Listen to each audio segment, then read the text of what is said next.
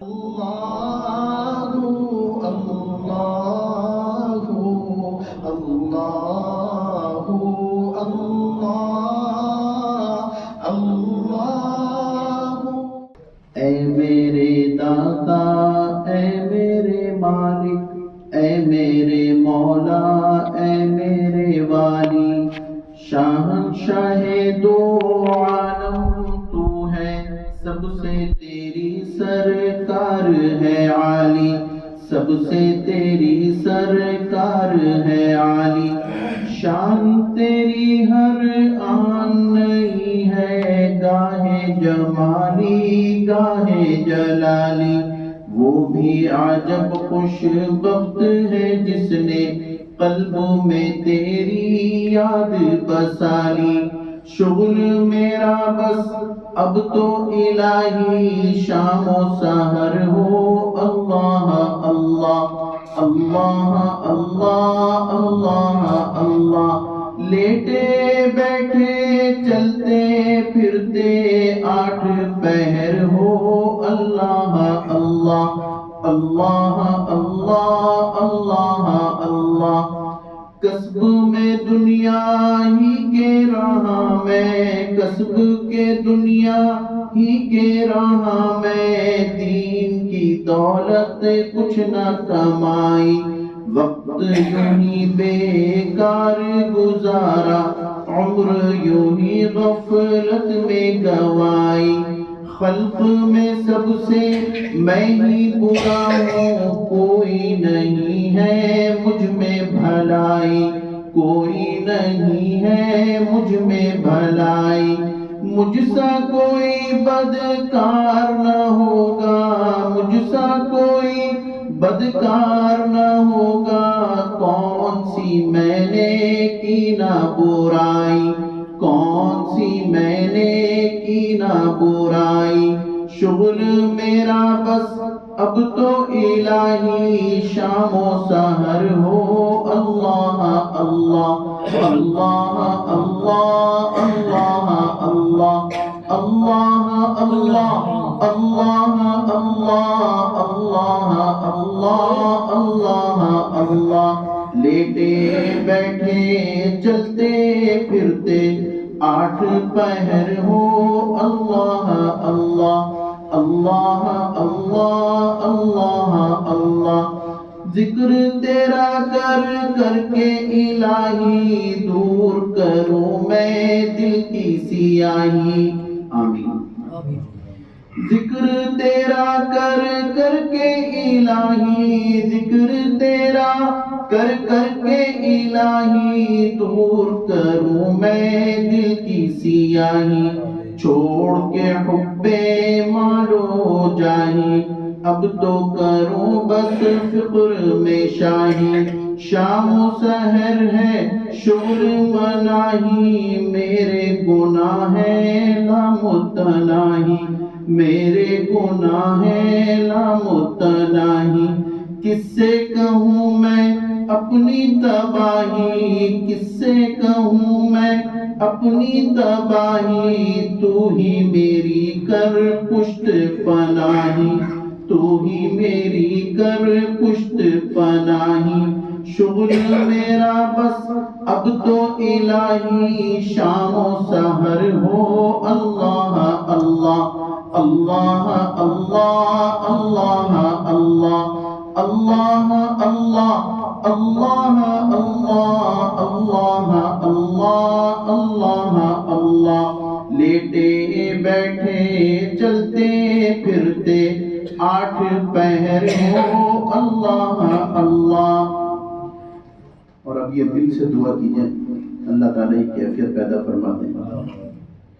نفس کے شر سے مجھ کو بچا لے، نفس کے شر سے مجھ کو بچا لے، اے میرے اللہ اے میرے اللہ، پنجائے غم سے مجھ کو چھڑا لے، پنجائے غم سے مجھ کو چھڑا لے، اے میرے اللہ اے میرے اللہ، سن میرے نالے سن میرے نالے، نالے پر معنی فریاد کیا، سن میرے نالے، سن میرے نالے، اے میرے اللہ، اے میرے اللہ، اپنا بنا لے، اپنا بنا لے، اے میرے اللہ، اے میرے اللہ، شغل میرا بس اب تو الہی شام و سحر ہو، اللہ اللہ، لیٹے بیٹھے چلتے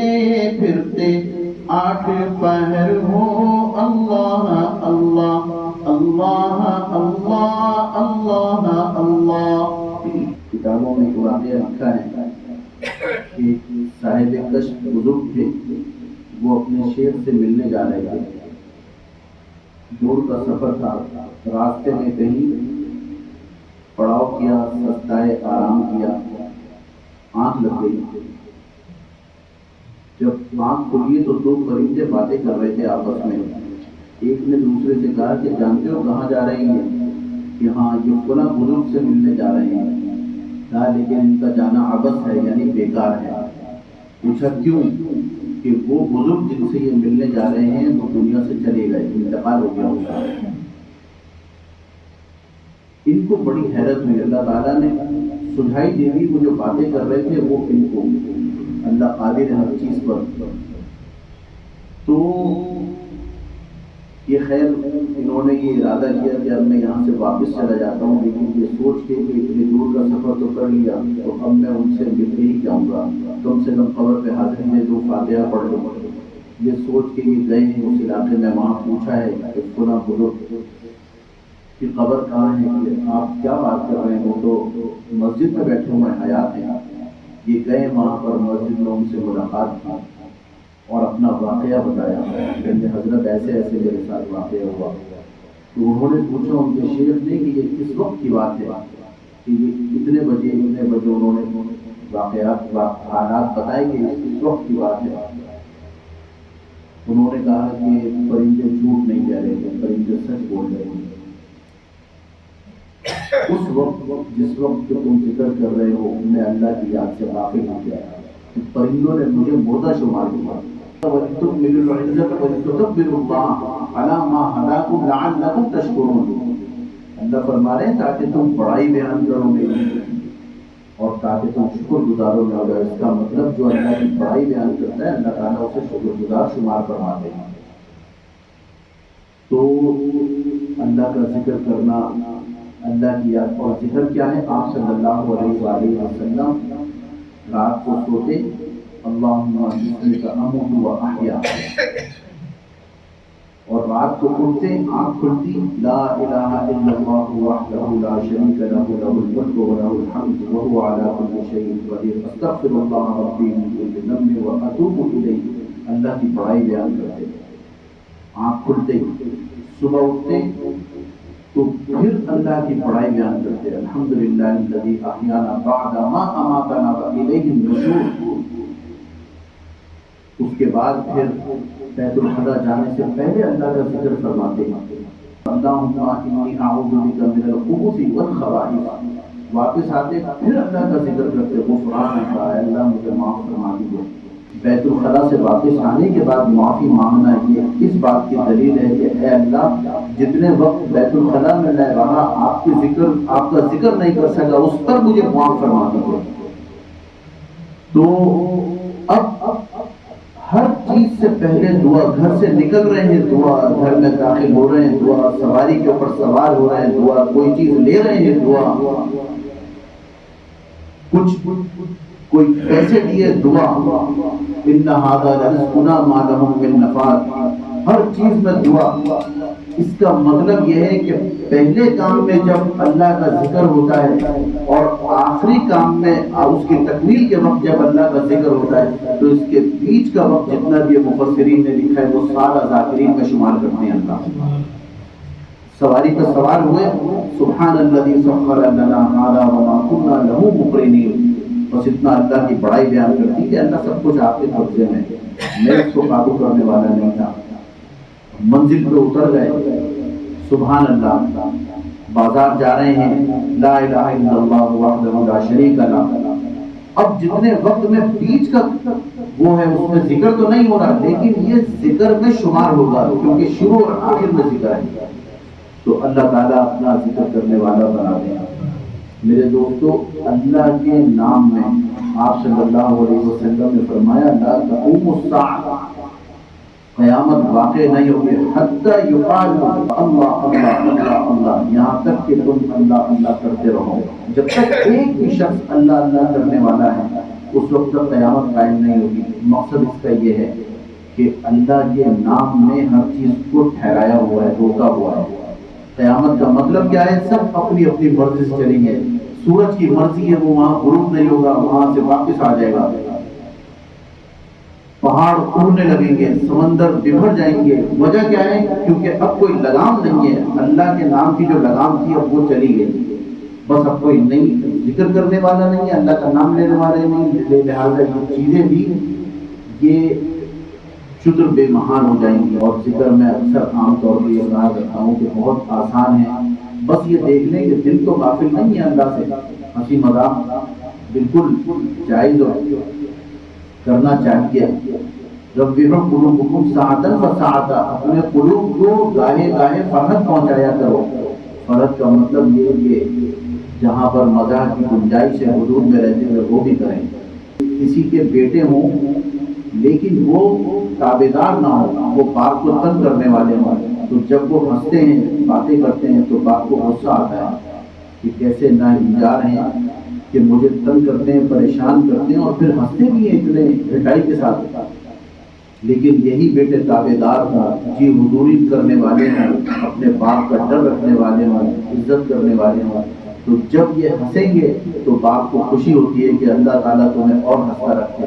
اضحک اللہ سنت، اللہ تعالیٰ تمہیں اور ہنستا رکھے کیونکہ باپ خوش ہے۔ تو میرے دوستو، اللہ خوش ہوں گے تو ہماری ہنسی پر بھی اللہ خوش ہوں گے، اور اگر اللہ خوش نہ ہوئے تو میرے دوستو پھر ہماری ہنسی پر بھی اللہ کو غصہ آئے گا کہ کیسے ہیں کہ میری تابعداری بھی کرتے اور پھر ہنس بھی رہیں گے۔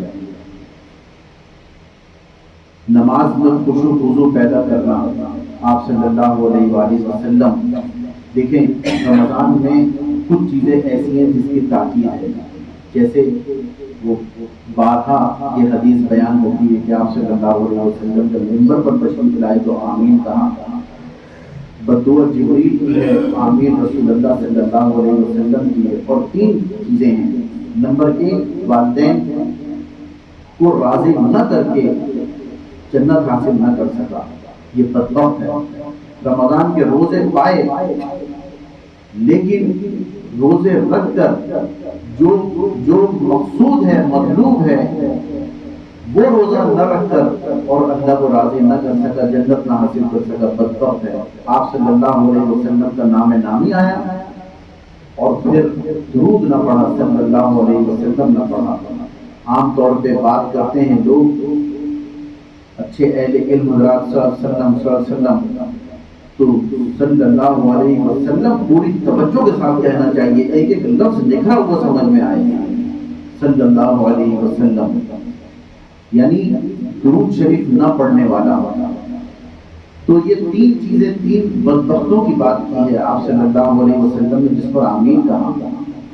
ماں باپ آپ صلی اللہ علیہ وسلم کی نماز کیا کی، ایک مرتبہ آپ فرض نہیں تہجد کی نماز ادا کر رہے تھے، حضرت عائشہ صدیقہ رضی اللہ تعالیٰ عنہ کو کچھ بات کرنی تھی، آپ قریب آئی اور آپ نے کہا کوئی بات کی، آپ صلی اللہ علیہ وسلم نے غور سے دیکھا عائشہ صدیقہ رضی اللہ تعالیٰ عنہ کو اور پھر فرمایا من انتی، کون ہو تم؟ تو وہ سمجھی کہ مذاق کر رہے ہیں، انہوں نے کہا انا عائشہ، من عائشہ بنت ابو بکر، کہا کہ میرے ابا تو ان کے دوست ہیں، ان کا نام لوں گی تو فوراً کہیں کہ اچھا، کہا من ابو بکر ما ادری، میں نہیں جانتا ابو بکر کون ہے۔ حضرت عائشہ صدیقہ رضی اللہ تعالی عنہا نے فرمایا، عرض کیا یا رسول اللہ، ابو بکر بن ابو قحافہ، وہ ابو بکر تو ابو قحافہ کے بیٹے ہیں۔ آپ صلی اللہ علیہ وسلم نے فرمایا من ابو قحافہ ما ادری ولا عارف واللہ، اللہ کی قسم میں کسی ابو قحافہ کو نہیں جانتا۔ حضرت عائشہ صدیقہ رضی اللہ تعالی عنہا فرماتی ہیں کہ میں ڈر گئی، میں پیچھے ہو گئی۔ آپ صلی اللہ علیہ وسلم معمولات سے فارغ ہوئے، فجر کا وقت ہوا۔ فجر کے وقت جب جاتے تھے بلال رضی اللہ تعالیٰ عنہ اذان دینے، تو پھر آپ صلی اللہ علیہ وسلم کا دروازہ کھٹکھٹاتے تھے۔ اندر سے جواب ملا۔ عائشہ صدیقہ نے کہا کہ من تھا بلال بن رباح، بلال رباح کا بیٹا۔ پوچھا کیا کام ہے؟ کہا الصلاۃ قائم، نماز کھڑی ہو رہی ہے، نماز قائم ہو رہی ہے۔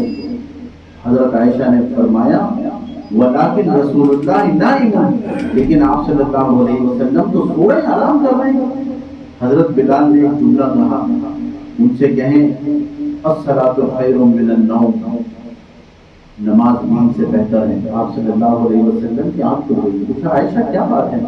کہا بلال آئے تھے کہ کیا کہہ رہے تھے؟ کہ وہ یہ کہہ رہے تھے، میں نے کہا رسول اللہ نائم، تو انہوں نے کہا الصلاۃ قائم، تو پھر کہا ان سے کہیں کہ نماز نیند سے بہتر ہے۔ آپ صلی اللہ علیہ وسلم فوراً مسجد میں گئے، بلال رضی اللہ تعالیٰ عنہ کو بلایا اور کہا کہ آج سے الصلاۃ خیر من النوم اذان میں شامل کر دو۔ کیا حکمتیں ہیں میرے دوستوں، کیا عجیب عجیب، ہر چیز کے پیچھے ایک واقعہ ہے۔ اے کاش کہ ہم وہ علم، وہ اللہ سے محبت ہو تو پھر ان چیزوں کی بھی طلب ہوتی ہے، تڑپ ہوتی ہے۔ بہرحال آپ صلی اللہ علیہ وسلم فجر کے لیے تشریف لے گئے، واپس آئے اور پھر تکلمنی یا حمیرہ، آپ پیار سے حضرت عائشہ کو حمیرہ کہتے تھے، حمیرہ مجھ سے کچھ باتیں کرو۔ تو حضرت نبی کریم صلی اللہ علیہ وسلم نے جب یہ فرمایا مجھ سے کچھ باتیں کرو، تو عائشہ صدیقہ رضی اللہ تعالیٰ عنہ نے کہا کہ میں آپ سے نہیں بولتی۔ کہ کیوں؟ کہ ابھی کچھ دیر پہلے آپ مجھے پہچان بھی نہیں رہے تھے۔ تو آپ صلی اللہ علیہ وسلم نے فرمایا عائشہ میرا جسم یہاں تھا لیکن میں اللہ کے دربار میں حاضر تھا، مجھے نہیں پتا کہ تم کب آئی، تم نے کیا بات کی، میں یہاں تھا ہی نہیں۔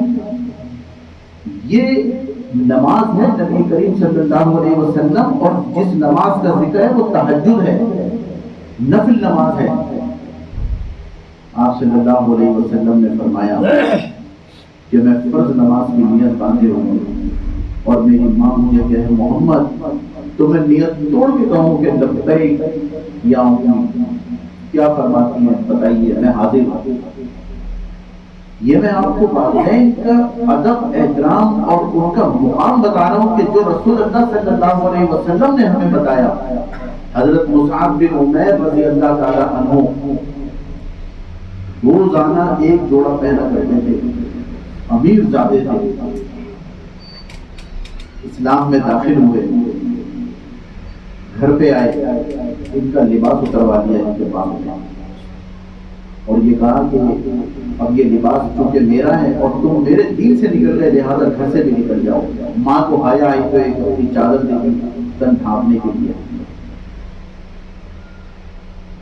آپ صلی اللہ علیہ وسلم کے پاس آئے، آپ صلی اللہ علیہ وسلم دیکھا جانتے تھے کہ مصعب کی کیا حالت تھی دور جاہلیت میں، کہ بہترین لباس دیکھ کر کرتے تھے۔ آج ہم اللہ اللہ ذرا سا کرتے نماز پڑھنے لگے اور کوئی تنگی آ جائے، عمرہ کرنے اس کے بعد تنگی آ جائے، رزق میں کمی ہو جائے، میرے دوستو دل میں منفی خیالات پیدا ہو جاتے ہیں کہ ہم میں ایسی کیا خرابی ہے کہ نماز بھی پڑھ رہے ہیں، عمرہ بھی کیا ہے، یہ بھی کر رہے ہیں، صدقے بھی کر، پھر بھی یہ تو کیفیت ہے۔ وہاں پر جو سونے کے چمچے میں نوالا لے کے پیدا ہوا ہے مصعب، اس کے کپڑے اپنے اتروا دیے گئے رضی اللہ تعالیٰ عنہ کے، اور جب غزوہ احد میں شہید کیا گیا ہے انہیں، تو اگر سر ڈھانپتے تھے تو پاؤں کھلتا تھا، پاؤں ڈھانپتے تھے تو سر کھلتا تھا، یہ کیفیت تھی۔ لیکن مقام کیا ملا؟ آپ صلی اللہ علیہ وسلم نے فرمایا کہ میں نے جنت میں جاتے ہوئے دیکھا۔ انہوں نے مصعب بن عمیر رضی اللہ تعالیٰ عنہ نے آپ صلی اللہ علیہ وسلم سے عرض کیا ہے یا رسول اللہ میری ماں نے میرے ساتھ، میرے باپ نے میرے ساتھ یہ کیا ہے۔ آپ صلی اللہ علیہ وسلم نے تو نہ ماں باپ کو اپنی ہوش میں دیکھا تھا صحیح طریقے سے، تو اب جو تعلیمات ہیں اس سے پتہ چلتا ہے کہ یہ تعلیمات آپ صلی اللہ علیہ وسلم کو کہیں سے بتائی جا رہی ہیں۔ آپ صلی اللہ علیہ وسلم نے فرمایا موسیٰ اس تک نہ کہنا اپنے ماں باپ کو، کوئی بات نہیں، بس دین کے بارے میں جب وہ بات کریں تو ان کی بات نہ ماننا، مگر اس تک نہ کہنا، کچھ نہ کہنا، ان کے ساتھ ادب سے احترام سے پیش آتے رہو، ورنہ یہ وقت تھا کہ کہتے کہ وہ سب جواب دے دو، آ جاؤ، فکر نہیں کرو۔ لیکن کیا تربیت فرمائی۔ تو میرے دوستوں، والدین کا ادب احترام اللہ تعالیٰ نے انہیں عطا فرمائے۔ یہ رمضان ہے کمائی کا، یہ ہے کمائی اصل میں۔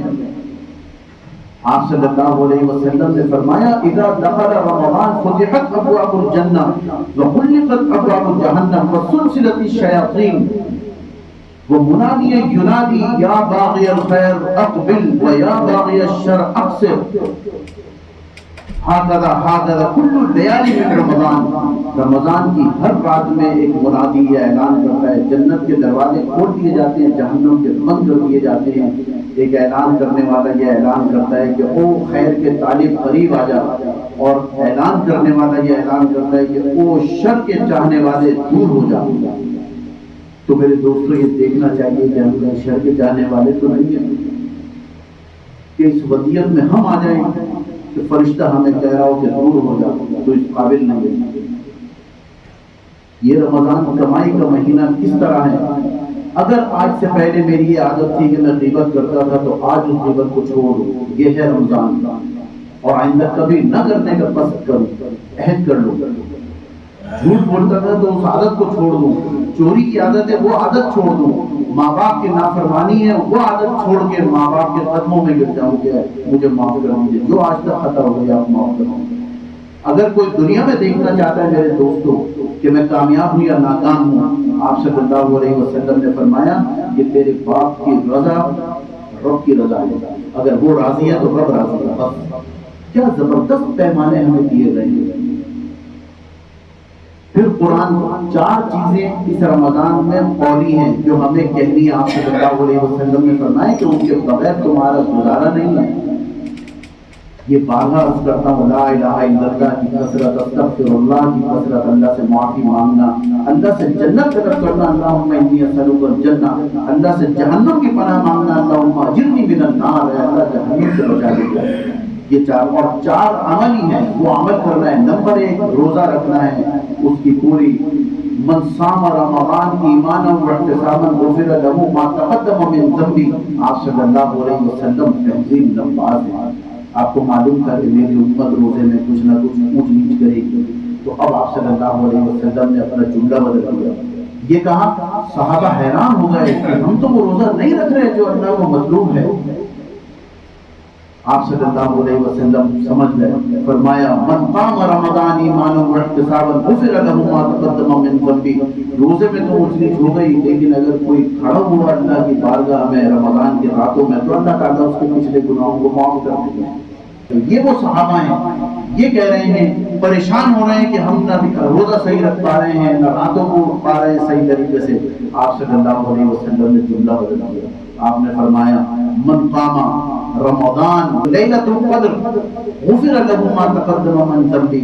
جو لیلۃ القدر یعنی آخری راتوں میں قیام کیا، جس نے پہلے 2 عشرے تو غفلت میں گزار دی، جس نے آخری رات میں قیام کیا، اللہ کو یاد کیا، اللہ تعالیٰ اس کے بھی پرانے گناہوں کو معاف کر دیں گے۔ جو اتنا کریم ذات ہم نے اپنے بزرگ سے کئی دفعہ سنا کہ اتنے کریم ذات الکریم یتفضل علینا بدون الاستحقاق، جو ہمیں حق سے زیادہ دیتے ہیں، ہم کسی قابل نہیں اور وہ ہمیں دے رہے ہیں۔ ایسے کریم ذات پہ تو ویسے ہی مر مٹ جانا چاہیے، اس کی باتیں تو ویسے ہی مان لینی چاہیے، بغیر چون چرا کے مان لینی چاہیے۔ تو ایک رمضان کی عبادت، دوسری رات کو قیام یعنی تراویح کی عبادت، 2 عملی عبادت ہے۔ تیسری عبادت وہ صدقہ ہے کہ آپ صلی اللہ علیہ وسلم جب رمضان آتا تو آپ آندھی کی طرح، یعنی جس طرح تیز ہوا چلتی ہے اس طریقے سے آپ صدقہ کیا کرتے تھے، اور یہ آندھی اور تیز ہوا ہر ایک کو متاثر کرتی ہے، ہر ایک کو لگتی ہے، کسی خاص کو نہیں لگتی، جب چلتی ہے سب کو لگتی ہے۔ اس کا مطلب آپ صلی اللہ علیہ وسلم یہ دیکھتے نہیں تھے کہ یہ کون ہے کون نہیں ہے، جو ہے وہ پیش کر دیتے تھے، دے دیتے تھے۔ اور چوتھی عبادت میرے دوستوں، اور یہ سارے کام ہم کر سکتے ہیں، یہ کوئی ایسے کام نہیں ہے کہ آدمی سوچ میں پڑ جائے کہ ہم یہ کیسے کریں۔ چوتھی چیز کیا ہے؟ قرآن کو صحیح کرنا، قرآن کو پڑھنا، تلاوت کرنا، کثرت سے تلاوت کرنا قرآن حکیم۔ حضرت ظفر احمد عثمانی صاحب رحمۃ اللہ علیہ نے ایک واقعہ لکھا ان کے پڑوس کا، فرماتے ہیں، اور یہ وہ ہیں کہ جب پاکستان آزاد ہوا، اللہ تعالیٰ نے ہمیں یہ نعمت دی تو ایسٹ اور ویسٹ پاکستان تھا، ایک جگہ پر مولانا شبیر احمد عثمانی رحمۃ اللہ علیہ نے جھنڈا لہرایا، اور ایک جگہ یعنی ڈھاکہ میں، وہاں پر وہ بھی پاکستان کا حصہ تھا، وہاں ظفر احمد عثمانی نے جھنڈا لہرایا رحمۃ اللہ علیہ نے۔ اب یہ لکھتے ہیں، یہ فرماتے ہیں کہ ہمارے علاقے میں ایک خاتون تھی، ایک لڑکی تھی، وہ مسلمانوں کے گھر میں جایا کرتی تھی، ہندو تھی، وہ جاتی تھی وہاں پہ اور ان کا کچھ کام کاج کرتی تھی جیسے ہوتے ہیں علاقے میں کوئی بچیاں کرتی ہیں۔ یہ کسی امام صاحب کا گھر تھا اور ان کی جو اہلیہ تھی ملانی کہلاتی تھی، وہ بچوں کو سپارہ پڑھایا کرتی تھی۔ تو اس لڑکی کو بھی ایک دفعہ یہ پڑھ رہی تھی تو شوق ہوا، اس کو بٹھا لیا کہ نہیں کہ مجھے کچھ پڑھنا ہے۔ یہ کیا پڑھتی ہو؟ کہا کہ اس کو اردو میں تم سمجھو گی، عربی تو تمہیں سمجھ نہیں آئے گی، کہ ہاں بتائیں مجھے۔ اب اردو میں تو اس نے ایک دن یہ کہا، 2-3 دن جب گزرے، کہ مجھے اردو نہیں بتائیں، آپ جو اصل زبان ہے اس میں بتائیے مجھے کہ یہ کیا ہے۔ یہ بتاتے رہی، وہ پڑھتی رہی کچھ عرصے میں۔ اچھا انہوں نے پھر یہ کہا کہ تم غسل کرو، اس کو ایسے ہاتھ نہیں لگاتے، تم غسل کرو اور دیکھو مسلمان ہو جاؤ۔ اس نے کہا کہ میرے جو خاندان ہے وہ بہت ہی کٹر ہے اس سلسلے میں، اگر اسے پتہ چل گیا کہ میں اسلام لے آئی تو مجھے نہ صرف نکالیں گے بلکہ مار بھی دیں گے۔ کہا کہ تم ظاہر ہی نہیں کرو۔ اس نے خیر وقت گزرتا گیا، اسلام کو چھپا کے رکھا، اپنے اسلام کو، قرآن حکیم پڑھتی رہی۔ اس کی شادی کا وقت آیا، شادی بھی ہو گئی، تو اس کو چھپا کے کچھ جوڑوں میں قرآن حکیم تحفے میں دیا۔ اس نے خود یہ کہا کہ مجھے اس طریقے سے قرآن دے دیجیے گا۔ شوہر اس کا بیمار ہوا، کچھ ہی دن کے بعد شوہر بیمار، اور ایسا بیمار ہوا کہ ایک دن وہ رونے لگا، تو یہ کہنے لگی کہ کیا بات ہے؟ کہنے میرے بھائی طبیب ہیں، ڈاکٹر ہیں، آج انہوں نے آ کے مجھے یہ کہا ہے کہ بھئی اب سب کچھ کھاؤ پیو، اب کوئی پرہیز نہیں کرو، جہاں دل چاہتا ہے آؤ جاؤ کھاؤ پیو بس، کیونکہ اب جو تمہارا مرض ہے وہ اس مقام پر، اس نہج پہ پہنچ چکا کہ اب مشکل نظر آتی ہے زندگی۔ تو یہ ظاہر ہے کہ یہ منفی بات سن کے رونے لگے۔ اس نے اپنی بیوی سے یہ بات ذکر کیا کہ بھائی آئے تھے اور وہ اس طرح کہہ رہے تھے۔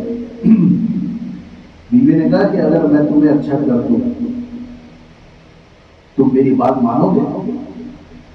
کہا کہ زندگی سے تو بڑھ کے کوئی چیز نہیں ہے، بالکل، تم کیسے اچھا کریں گے کہ بس آپ وہ مجھ پہ چھوڑ دیں۔ اس نے اللہ سے تعلق قائم کیا اس لڑکی نے، اور کہا کہ اللہ آپ کے بھروسے میں میں نے اپنے شوہر سے یہ کہہ دیا، اسے صحت دے دیجیے۔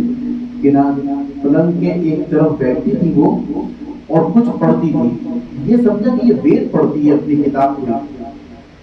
تو کچھ دن کے بعد وہ بیٹھنے کے قابل ہو گیا، پھر کچھ دنوں کے بعد وہ چلنے کے بھی قابل ہو گیا، پھر وہ باہر بھی جانے لگا، پھر اپنے معاملات اس کے آ گئے، اور یہ دیکھتے دیکھتے 1 سے 1.5 مہینے میں ہوا۔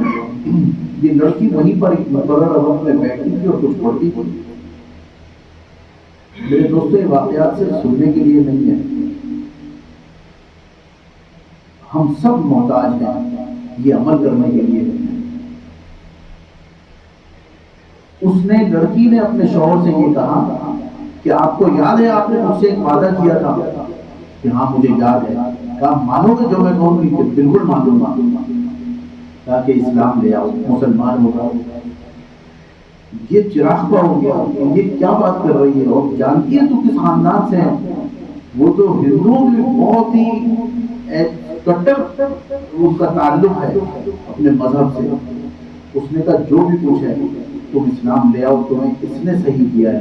کہا تو وید پڑھتی تھی کہ نہیں، نہ قرآن پڑھتی تھی، اللہ کیا پڑھتی تھی؟ کہا مجھے بتایا گیا تھا کہ سورہ علم نشرہ پڑھ کے اپنے شوہر پر دم کرتی رہو، میں سورہ علم نشرہ پڑھتی رہتی تھی، مجھے نہیں معلوم میں نے کتنی 100 مرتبہ وہ پڑھی تمہاری صحت کے لیے، میں تم پہ پھونکتی رہتی تھی، تمہیں پانی کو دم کر کے تمہیں دیتی رہتی تھی، اللہ نے تمہیں صحت دے دی، اب تم میری بات مان لو، جس نے تمہیں صحت دی اس کے ہو جاؤ۔ اس نے کہا کہ ٹھیک ہے ہم ظاہر نہیں کریں گے، میں ہو جاتا ہوں، میں نے وعدہ بھی کیا تھا اور بالکل صحیح کہہ رہی ہو۔ اسلام لے آیا۔ مظفر علی خان صاحب رحمۃ اللہ علیہ فرماتے ہیں کہ وہ اسلام لے آیا اور اس کے بعد اس کے اسلام کو دیکھ کر، اس کی نمازوں کو دیکھ کے مجھے رشک آ رہا تھا، کیا وہ عبادت کرتا تھا۔ میرے دوستو، اللہ تعالیٰ کو عبادت ہم سے بھی کروانے۔ ایک موسیٰ علیہ السلام نے ایک مرتبہ ان کی قوم کے کچھ لوگوں نے پوچھا کہ تمہارا رب سوتا بھی ہے کبھی؟ موسیٰ علیہ السلام کو غصہ آیا کہ یہ کیا بات کر رہے ہیں، لیکن خود بھی فکر میں پڑ گئے۔ شیطان ایسا تیز ہے کہ وہ جانتا ہے کس کو کس طرح سے برگلانا ہے۔ اللہ تبارک و تعالیٰ نے کہا موسیٰ تمہاری قوم کیا پوچھ رہی ہے؟ کہ اللہ یہ پوچھ رہے کہ آپ سوتے بھی ہیں؟ تو ان کو جواب دیں کہ اللہ کیا جواب دیں؟ رات کو موسیٰ علیہ السلام کو اللہ نے کوہ طور پہ بلایا اور ایک کانچ کا شیشہ دیا جبرائیل علیہ السلام کے ذریعے کہ یہ کانچ پکڑو، پکڑے رہے ہو۔ ایک وقت آئی اونگ آ گئی، رات کو ایک پہر ہوتا اس طرح برداشت نہیں ہوئی، نیند اونگ آ گئی۔ اب جو اونگ آئی تو وہ شیشہ گر گیا ہاتھ سے اور وہ چکنا چور ہو گیا۔ یہ بڑے گھبرائے کہ یہ تو اللہ کا حکم تھا اور یہ شیشہ ٹوٹ گیا۔ غیب حاضر سے آواز آئی کہ موسیٰ اگر تمہارا رب یعنی میں ایک لمحے میں غافل رہوں تو یہ آسمان اور زمین اس طرح چکنا چور ہو جائے گے۔ سنتو ولا نوم۔ پھر دوستو اس اللہ کا سہارا پکڑے جو ہر وقت جس کو نہ اونگ آتی ہے نہ نیند آتی ہے۔ اللہ کی قسم ایک سجدہ جسے تو گراں سمجھتا ہے 1000 سجدوں سے دیتا ہے آدمی کو نجات۔ بس اس کے ہو کے رہو، پھر کسی چیز کی ضرورت نہیں ہے۔ ہم سفارشی تلاش کرتے ہیں، یہ رمضان ہے سفارشی میرے دوستو، یہ سفارش کرے گا اللہ کی بارگاہ میں کہ یا اللہ یہ مجھے رکھا کرتا تھا پورے احتساب شوق کے ساتھ، آپ اسے معاف کر دیں۔ آپ صلی اللہ علیہ وسلم نے فرمایا رمضان کی سفارش قبول ہوگی اور اس کو معاف کر دیا جائے گا، وہ جنت میں جائے گا۔ وآخر دعوانا الحمدللہ رب العالمین۔